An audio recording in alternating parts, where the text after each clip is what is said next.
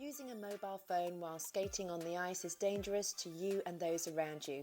Please use this app responsibly, watch first and practice later. Preparing to step on the ice for the first time, we're going to take a good strong hold of the barrier and step down 1 foot at a time onto the ice.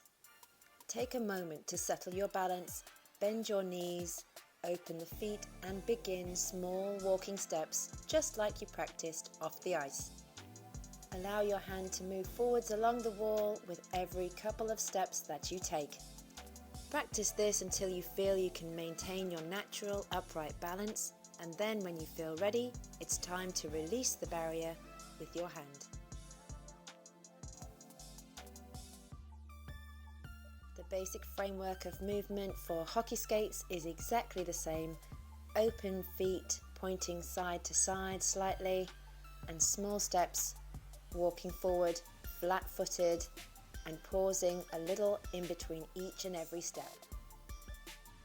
Eventually, hockey skaters will move with a very natural opposition striding movement, much like walking or running. But as we're starting out our skating journey, we're going to keep our arms and shoulders just as still as we would do if we were training for figure skating.